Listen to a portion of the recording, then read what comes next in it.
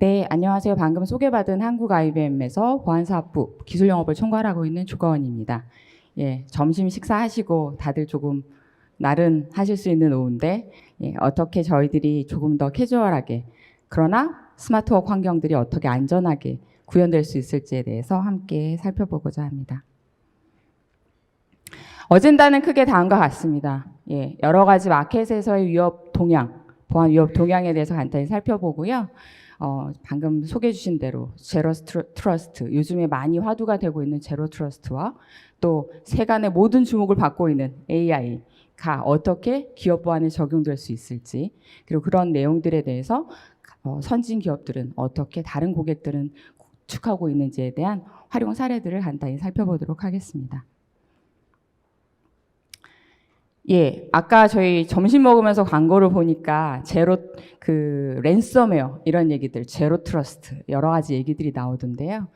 랜섬웨어 아마 여기 계신 분들 한 번쯤은 다 말씀 들어보셨을 것 같아요. 빨간 해적 모양을 하고선 돈을 요구하는, 비트코인을 요구하는 랜섬웨어가 몇 년간, 수년간 1위를 차지하다가 작년에 백도어에게 1위를 내어주었습니다.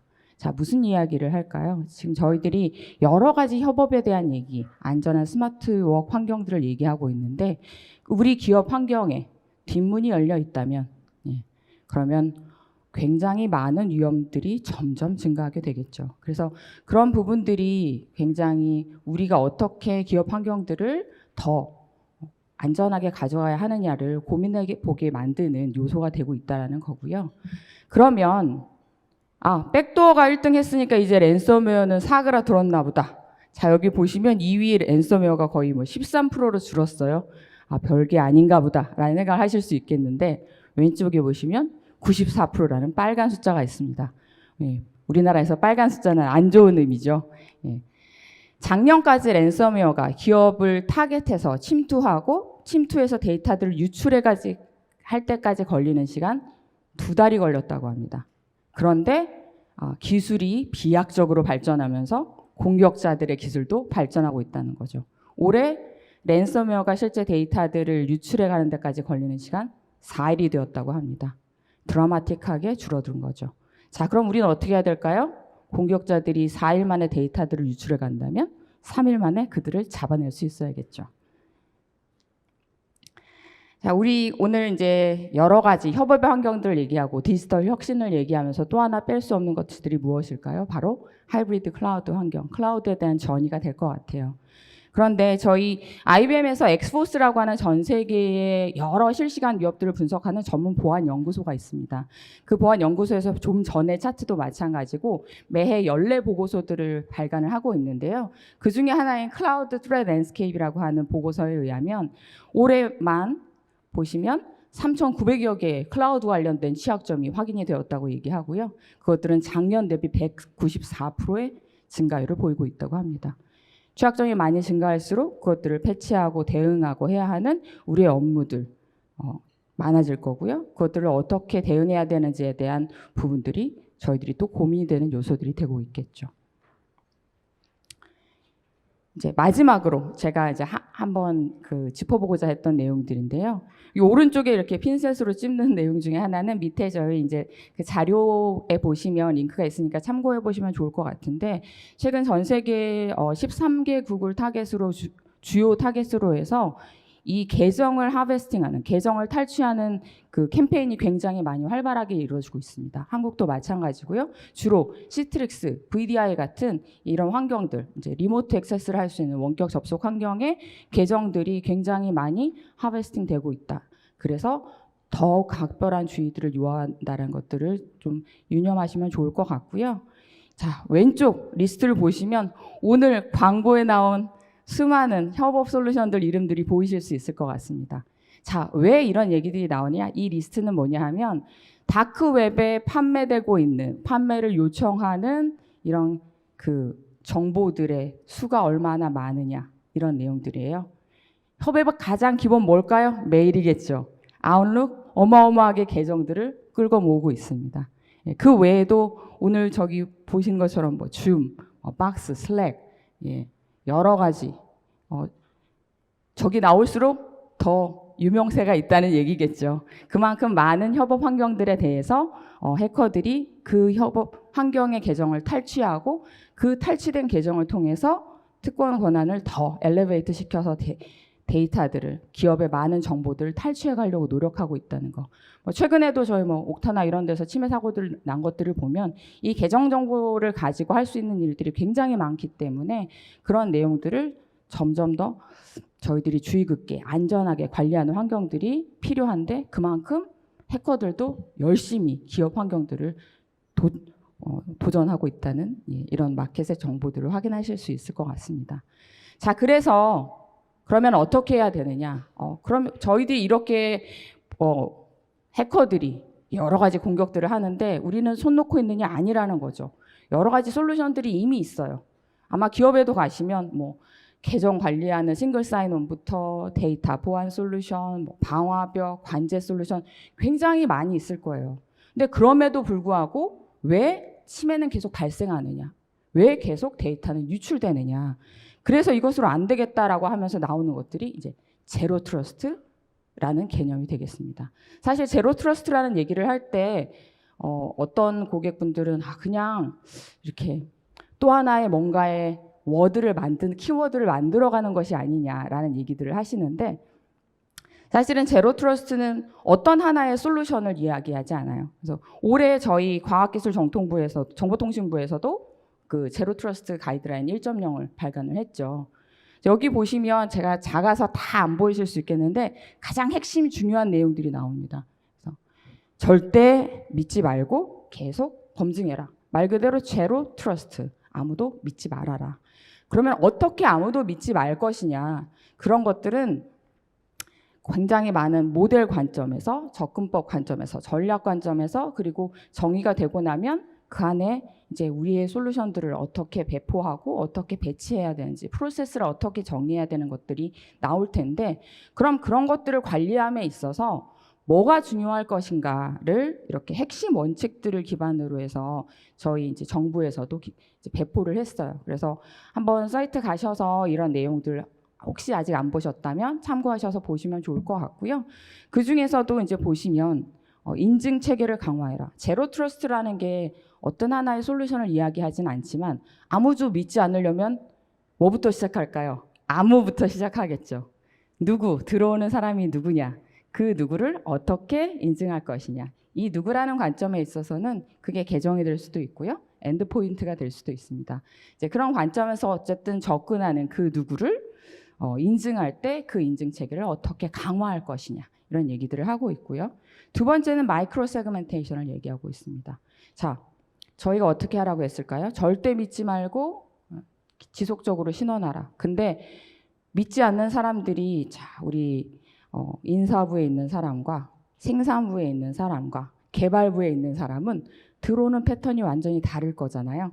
그러니까 그런 사람들을 무조건 공통된 정책으로 해서 인증해주고 관리해주고 컨트롤하는 게 아니라 사람들의 관련된 이 영역을 세그멘테이션, 마이크로 세그멘테이션에서 관리할 수 있어야 합니다. 라는 얘기를 하고 있고요. 마지막 세 번째는 소프트웨어 정의 경계. 저희 아마 많은 말씀 들으셨을 것 같은데 더 이상 경계 보안이 무너졌다는 얘기를 해요. 무슨 얘기냐 하면 옛날에는 그냥 데이터 센터에, 우리 회사에, 서버실에, PC에만 우리 기업의 데이터가 있었습니다. 결론적으로 그 시스템에 들어갈 수 있는 사람은 정해져 있고요. 그럼 어떻게 해야 되느냐? 그걸 물리 보안 혹은 여러 가지 경계 보안, 네트워크의 보안으로 경계를 막아놓으면 성처럼 못 들어온다는 거죠. 근데 이제는 그 경계가 무너졌어요. 아까 보신 것처럼 서비스나우, 줌, 원격 환경, 재택 환경, 클라우드 환경. 과연 우리 기업의 경계가 어디냐를 이제는 네트워크로 어떤 하나의 물리적인 경계로 정의하기가 어려운 시점이 됐다는 거죠. 그래서 그런 것들을 어떻게 소프트웨어적인 기법으로 정의해서 경계선을 만들어낼 것이냐, 기업의 경계망들을 구축할 것이냐, 이런 것들이 이제 모두 기업의 고민해야 할 제로 트러스트의 가이드라인으로 출시가 되었습니다. 그래서 제가 좀 전에 말씀드렸지만 간단히 제로 트러스트의 핵심 3요소를 보자고 하면 첫 번째, 아까 아무도 믿지 말아야 되는데 그렇다고 해서 시스템 관리자, 개발자, 사용해야 되는 사람들은 있을 거잖아요. 그러니까 어떻게 해야 되느냐? 최소 권한을 부여해라. 아무나 다 권한을 주는 게 아니라 정말 들어와야 되는 사람만 최소 권한을 부여해라. 저희들이 아까 클라우드 트레드 랜드스케이프에 대해서 보고서를 발간했다고 했는데 저희 이 IBM의 화이트 해커들 보안팀에서 클라우드 환경들을 이렇게 한번 검토를 해보면 그중에 99%는 클라우드 그 인스턴스 안에 환경 안에 과도한 권한이 부여되어 있다라고 얘기하고 있고요. 그 과도하게 부여된 권한으로 인해서 대부분 뚫고 들어갈 수 있었다라고 확인을 하고 있어요. 그래서 저희들이 무조건 불편하니까 잘 모르겠으니까 예를 들면 개발자가 오늘 저희한테 클라우드 인스턴스의 권한을 신청했어요. 어떤 권한을 줘야 될까요? 잘 몰라요. 그럼 어떻게 해야 될까요? 일단 주고 보자. 루트 권한. 이렇게 주기 시작하면 우리의 기업 환경은 위협받는다는 거죠. 그래서 최소 권한을 부여하는 것. 자, 두 번째. 권한을 최소로 부여했다고 해서 끝이 아니라 지속적으로 정말 이 사람이 조가원이 맞는지 지속적으로 신원을 검증해 봐라 라고 얘기를 하고 있고요. 마지막 침해를 가정하라. 아까 저희 과기부의 내용 안에는 없기는 했지만 저는 사실 이 항목이 가장 중요한 게 아닌가라는 생각을 해요. 자, 우리가 대부분 침해가 일어나기 전에는 보안을 중요하게 여기지 않는 경우가 많습니다. 자, 그러면 어떻게 될까요? 소 읽고 외양간을 고치게 되죠. 침해가 나면 그때 복구를 하고 아까 AD 시스템 탈취되면 커버러스 골든 티켓 다 리셋하고 이런 작업들이 발생합니다. 그러면 소도 잃고 외양간을 고치는 비용은 굉장히 높아지겠죠. 그래서 소를 잃기 전에 안전하게 침해를 먼저 가정해보고 지속적으로 테스팅하고 연습해보고 검증해보는 환경 이런 것들이 바로 제로 트러스트 환경에서 우리가 접근법에서 가장 중요하게 보는 세 가지 요소라고 볼 수 있습니다. 자, 그럼 제로 트러스트를 어떻게 도입해야 되느냐라는 얘기들을 볼 때 저희들이 기업마다 약간씩 접근하는 법칙이 달라요. 어떤 사람은 기술 관점으로 혹은 어떤 사람은 도메인 관점으로. 여기서 기술 관점이라고 하면 제로 트러스트니까 제로 트러스트 네트워크 액세스, 세시 이런 솔루션 중심으로 우리가 이걸 도입하면 제로 트러스트야 하는 기업들도 있고 또 어떤 기업은 도메인 관점으로 우리는 업계 선도로 봤을 때 제로 트러스트가 되어야 된다면 이 정도 수준인데 우리는 현재 에지지가 이 정도니까 로드맵을 세워서 이렇게 가야 합니다 하는 이제 규칙을 세우는 분들이 계시고 근데 요즘에 많은 추세, 점점 더 강화되는 추세는 결국은 유즈 케이스, 비즈니스 요건 중심으로 정의가 되어야 한다는 얘기들이 더욱더 중점화가 되고 있어요. 자, 왜 제로 트러스트를 해야 될까요? 위협이 증가해요. 그러니까 위협에 대한 대응하고 랜섬웨어 안전하게 제어할 수 있는 환경들이 필요해요. 왜 제로 트러스트 필요해요? 하이브리드 클라우드로 갔어요. 이 안에서 어떻게 우리의 데이터들을 안전하게 관리해야 할지, 임직원의 고객의 개인정보 정보 보호를 어떻게 컴플라이언스를 대응해야 될지 잘 모르겠어요.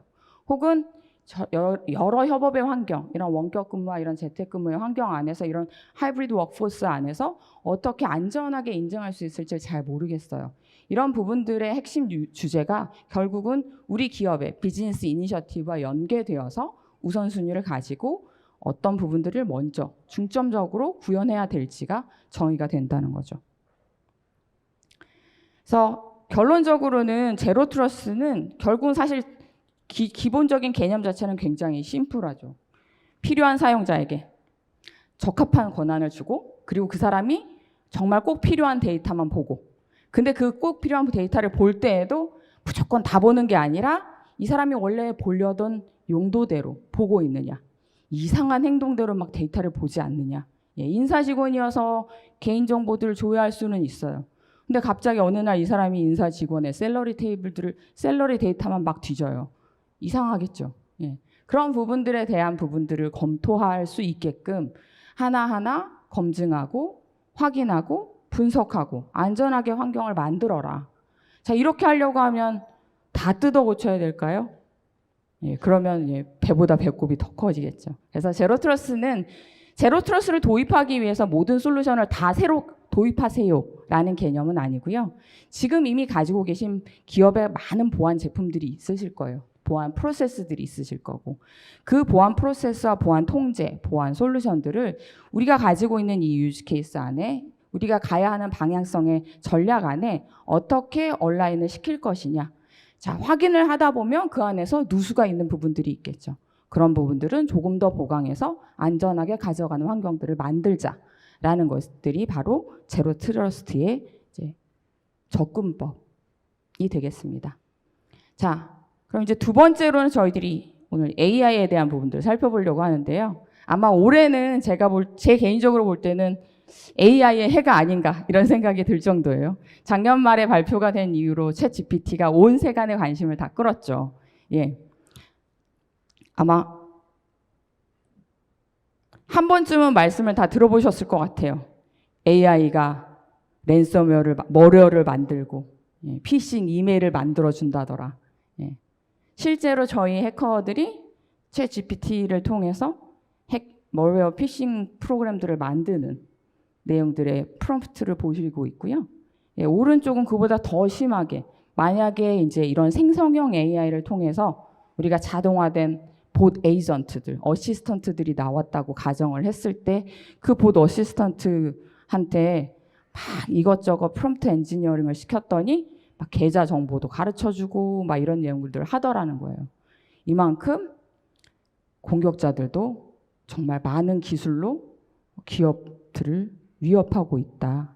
보안이 위협받고 있다라는 거고요. 자, 저희 오늘 이제 협업에 대한 얘기, 스마트웍에 대한 얘기들 왜 할까요? 우리가 아시는 것처럼 너무 많은 타스크, 너무 많은 사일로. 근데 할 일은 점점 많아지고 하이브리드 클라우드 가요. 이 클라우드 환경 내에서 우리가 해야 되는 일들, 복잡성은 더 많아진다는 거죠. 이 안에서 근데 보안 관점에서는 먼저 뭐가 위협이 되고 있는지 침해를 선제적으로 빨리 식별하고 보호하는 환경들이 필요한데 그리고 정확하게 탐지하는 기능이 필요하고 그리고 정확하게 탐지됐으면 어떻게 해야 될까요? 신속하게 대응해야겠죠. 이 모든 것들을 해야 하면서 비용 관점에서는 어떻게 최적화할 수 있을까? 이게 아마 여기 계신 모든 기업의 공통된 과제가 되실 텐데요. 그래서 그럼 우리는 어떻게 할까? 아까 좀 전에 보신 것처럼 이미 해커들, 공격자들도 이 적대적 AI들을 활용해서 점점 기술을 발전시키고 있다는 거예요. 아까 맨 첫 장에서 말씀드린 것처럼 이제 랜섬웨어를 해서 데이터들을 유출하는데 2달이 아니라 4일이면 되고 자, 4일 안에 데이터들을 유출해 갈 뿐만이 아니라 이 랜섬웨어 자체도 막 AI로 지능화를 시켜서 탐지가 되기 어렵게 만들고 이런 작업들을 하고 있어요. 그럼 우리는 어떻게 해야 될까요? 저희도 AI를 활용해야 된다는 거죠. 그럼 AI와 자동화를 적용하면 보안은 어떻게 더 좋아질 수 있을까에 대한 이제 몇 가지 샘플들만 제가 이제 나왔는데요. 대표적으로 제일 먼저 보면 저희 아까 시작점을 얘기했는데 엔드포인트부터 볼 수 있을 것 같아요. 엔드포인트에서 자, 랜섬웨어가 저희 들어왔어요. 그러면 뭘 암호화시킬까요? 결국 우리들의 PC를 암호화시키겠죠. 이 PC, 서버, 이 엔드포인트들이 이 안에서 이상 징후가 있지 않나. 랜섬웨어, 몰웨어와 같은 이런 패턴들이 발생하고 있지 않는가를 AI를 통해서 사실 이미 많은 EDR 솔루션들이 AI를 적용해서 그 안에서 100여 개 이상의 알고리즘을 가지고 탐지하는 기술들을 확보들을 많이 하고 있고요. 그래서 저희도 100여 개 이상의 이 AI 알고리즘을 통해서 이 이상 징후에 대한 패턴들을 분석하는 것뿐만이 아니라 또 엔드포인트 자체가 혹은 그냥 독립된 환경에 존재해요. 예를 들면 인터넷이 연결되지 않았어요. 근데 그 안에서도 인공지능을 얘가 돌릴 수 있을까? 이런 것들도 이제 이 AI가 활용되고 있는 내용들 자체 안에서 AI를 통해서 이상 패턴들을 분석해내는 내용들이 있고요. 이렇게 식별이 됐어요. 근데 식별이 되려고 하면 식별이 되는 이벤트 중에 대표적으로 우리가 관리자, 임직원 관점에서 어려운 건 뭐냐면 굉장히 많은 오탐이 발생한다는 거예요. 근데 위협은 계속 발전해요. 저희들이 가지고 있는 탐지 룰들은 정적이라면 그 안에 정말 어떤 정보들이 위협이 되는지, 그리고 정말 고급의 경보 정보들을 내기가 어렵다는 거죠. 그래서 자연어 처리 기능들을 통해서 저희들이 많은 오탐들을 줄이고 그 안에 있는 노이즈 정보들을 45% 이상 줄여가지고 실제 위협의 고위험 정보들을 이제 확보하는 일, 혹은 네트워크의 밴드위스를 분석을 해요. DNS를 분석해요. 그래서 이 안에서 이 접속하는 네트워크와 패턴들은 이상한 애들이야 라는 것들을 분석할 수 있는 기술들이 이제 여기 보안 위협관리 환경에서 또 일어나고 있는 일들이고요. 자, 이렇게 탐지가 됐어요. 그러면 대응을 해야겠죠.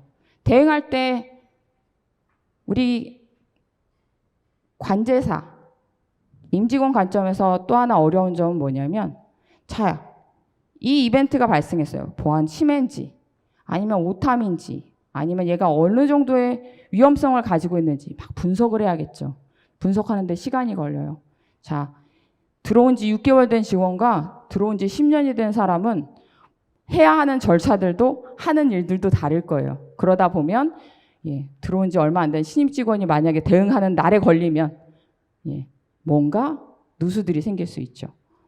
그 정보들을 사람의 하나하나의 이 스킬셋에 의존하지 않고 AI가 표준화돼서 분석을 하고 침해 결과들을 분석해서 그 상관 분석의 결과에 의해서 어떻게 대응해야 됩니다 라는 결과를 주는 것들이 현재 이제 이 AI가 이 보안 영역에 이미 구성이 되어 있는 이제 대표적인 샘플이라고 보실 수 있을 것 같습니다. 저희 이제 위협 관리 관점에서 AI를 어떻게 적용하는지를 간단히 봤다면, 오늘 이제 스마트워크 환경에서 좀 더 익숙하게 다가오실 수 있는 자산의 보호와 사용자 경험 관점에서의 AI는 어떻게 활용될 수 있을까들의 예시들은 제일 먼저 시작하는 부분들을 한번 보자면 데이터 부분부터 보게 될 것 같아요. 저희들이 클라우드를 갑니다. 클라우드를 가는데 우리가 클라우드로 보내는 데이터 중에 어느 데이터가 중요한 데이터고 어떤 데이터들은 더 안전하게 보호해야 되는지 우리 기업들이 다 알고 있을까요? 모르는 경우가 많다는 거예요. 개인정보 보호법이 발효됐을 때 대부분 암호화를 했습니다. 근데 그러고 나서 그 인벤토리를 꾸준히 관리하는 기업은 사실 많지 않아요. 그리고 개인정보뿐만이 아니라 기업의 대외비 정보, 이런 것들이 클라우드로 갈 때 어떻게 관리할 수 있어야 되느냐의 정책들이 달라져야 할 텐데, 그 데이터에 대한, 크라운 주얼에 대한 인벤토리들을 확보할 수 있느냐, 이런 것들이 이제 AI 관점에서 자동으로 식별하고 분석하고 분류해주는 기술들이 이제 발생하고 있고요. 제일 오른쪽에 있는 재미난 예시는 AI가 막 이렇게 터미네이터처럼 보고 있는데, 저희가 오늘 스마트워크 환경이라고 했는데 아마 첫 제 제목을 기억하실지 모르겠는데 안전한 스마트워크 환경이라고 제가 말씀드렸어요. 근데 사실은 많은 사람들은 안전한 스마트워크 환경이라는 것에 대해서 의문을 가지는 경우가 있습니다. 왜일까요? 안전하다, 보안을 강화해야 된다라고 하면 대부분 어떻게 될까요? 스마트해지지 않아요. 불편해져요. 자, 아이디 패스워드만 인증하는 게 아니라 OTP를 해요. 자, OTP 하고 나서 또 어디 가서 또 토큰을 가져와요. 그러면 스마트워크가 되지 않죠. 불편해져요. 스마트워크를 하자고 데이터들을 다 모아놨어요. 어떻게 될까요? 그 한 곳만 가져가면 데이터가 다 뚫려요. 안전하지가 않아져요. 그래서 안전하다와 스마트는 사실은 약간 상충된 의미로 느껴지는 경우가 많이 있습니다. 자, 그러면 이 오른쪽에 얘는 뭘 하라고 얘기하냐면 무조건 사람들이 들어올 때마다 2차, 3차 인증을 시킬 게 아니라 평소에 들어오는 것과 똑같은 환경, 똑같은 패턴으로 들어온다면 굳이 얘를 다중인증을 시키지 말고 심지어 그냥 들어올 수 있게 해주고, 그런데 접속을 하는 환경이 옛날과 달라. 평소와 달라. 갑자기 러시아에서 들어와. 혹은 갑자기 이상한 기기에서 들어와. 에뮬레이터에서 들어와. 라고 하면 너 정말 조가원이야? 라고 그때 인증을 해준다면 자, 안전해지기도 하고 스마트해지기도 한다는 거죠. 그래서 사람을 식별하고 프로파일링해서 위험 기반으로 인증하는 환경들이 대표적으로 이런 스마트 환경에서 AI가 적용되고 있는 안전한 대책을 만드는 이제 적용 사례라고 보실 수 있을 것 같습니다. 이 사례 다음에서 좀 더 살펴볼 수 있을 것 같은데, 그래서 이런 관점에서 저희들이 이제 현대화 사례, 그러면 다른 기업들이 어떻게 하고 있느냐에 대한 예시들을 간단히 살펴보려고 해요. 첫 번째 사례는 아까 그 제로 트러스트에 대한 구현 사례가 될 것 같습니다. 그래서 올해 이제 이 정부에서 제로 트러스트 가이드라인이 나오면서 많은 기업들이 기존에 가지고 계신 인증 체계가 지금으로 괜찮은가, 이런 얘기들이 이슈가 되고 있고요. 특히나 금융권의 고객들은 이 부분들을 어떻게 충족할지에 대해서 한 번 더 검토가 필요하실 텐데, 이것들을 위해서 도입하신 케이스가 되겠고요. 여기 보시는 것처럼 다중인증 환경들을 무조건 할 수 있는 게 아니라 사용자를 프로파일링 할 수 있는 환경들을 확인하시고, 그리고 애플리케이션이나 서비스 단으로 프록시 환경들을 분리해서 게이트웨이 구성을 만들어주고, 그 기준으로 마이크로 세그멘테이션을 할 수 있는 환경, 그리고 마지막으로 계정을 중심으로 해서 이런 소프트웨어 디파인드 네트워크 보안 환경들을 만드는 것들이 첫 번째로 이 기업이 이제 인증 체계를 강화하시면서 만든 제로 트러스트 구현 사례가 되겠고요. 이런 것들을 기반으로 아까 말씀드린 것처럼 위험 기반으로 사용자를 인식할 수 있게끔 하고, 그리고 그 안에서 이상 접근의 패턴들을 식별할 수 있게끔 구축을 하셨습니다. 두 번째 케이스는 이런 보안들 점점 증가하는데, 자, 그럼 우리 아무것도 안 하느냐? 아니라는 거죠. 매해 모의 해킹을 하고 내부 이행 계획들을 수립을 합니다. 그럼에도 불구하고 뚫려요. 왜냐? 우리는 방어자 관점으로 보거든요. 내부에서 우리 IP 몇 번인데요, 얘가 뚫리는지 안 뚫리는지 봐주세요. 이런 게 아니라 정말 공격자 관점에서 어떤 우리가 노출된 자산들, 어떤 위험 정보들을 가질 수 있을까들을 공격 표면을 관리함으로써 선제적으로 위협을 대응한 사례가 되겠고요. 여기 보시는 것처럼 기존의 클라우드를 프로비저닝하는 이런 정책들이 여기 이 서버 안에서 탈취될 수 있는 공격 루트가 있었어요. 네, 그런 부분들을 굉장히 손쉽게 여기시고 짧은 기간의 프로비저닝이기 때문에 괜찮다라고 생각하셨지만, 저희가 공격자 관점에서 실제 침투를 해보면 이런 것들이 다 확인이 되고, 그래서 이런 부분들을 어떻게 대응해야 되는지에 대한 식별이 가능하다는 거죠. 그래서 이런 부분들을 통해서 좀 더 안전하게 저희들이 클라우드 관리 환경들을 구축하신 이제 사례가 되겠고요. 세 번째, 아까 이제 AI에 대한 말씀 많이 드렸으니까, 실제 AI가 적용되면 가장 좋은 부분이 어딜까요? 수많은 발생하는 오탐을, 정보의 오탐들을 줄여줄 수 있다면, 그걸 내가 하는 게 아니라 AI가 해준다면 더 효율적으로 우리는 많은 정보들을 분석할 수 있게 된다는 거죠. 그래서 AI를 통해서, 그리고 앞단에서도 이벤트를 무조건 발생시키는 게 아니라 그 이벤트 간의 상관관계를 가진 중요도 기준의 경보들을 발생하고, 그 경보가 발생됐을 때 AI가 자동으로 분류하고 오탐은 닫아주고, 분석할 수 있는 정보들은 분석가에게 올려주고, 이런 내용들을 함으로써 더 손쉽게 보안 운영을 현대화한 사례가 되겠고요. 제가 이 AI를 얘기하면 고객분들이 제일 먼저 하는 게 이런 거예요. AI가 얼마나 정확한가요? 우리가 대부분 AI를 적용하면 AI가 정확한지를 검증하는 데 시간이 더 걸려요. 그런 얘기들을 하세요. 그래서 그냥 AI가 합니다가 아니라, 자, AI가 이런 사유로 이렇게 판단했습니다라는 증빙까지 제공하는 것들이 이런 보안 관점에서 저희들이 하고 있는 현대화의 내용이 되겠습니다. 마지막 네 번째는 아까 말씀드린 대로 데이터에 대한 식별. 우리 전체 자산 안에 얼마나 중요한 데이터들이 관리가 되고 있느냐들을 사람이 식별하기 쉽지 않죠. 섀도우 IT까지 마찬가지로. 그래서 이런 부분들을 식별하고, 그리고 그 안에서 접근하는 이상 징후들을 분석해서 어떤 정보들이 안전하게 관리되어야 한다라는 것들을 위험 관점으로 좀 더 접근하는 내용들이 이제 네 번째 사례가 되겠습니다. 자, 여기까지 해서 제가 이제 어떻게 제로 트러스트와 AI를 적용해서 안전한 스마트워크 환경들을 만들 것인가에 대해 간단히 소개해드렸고요.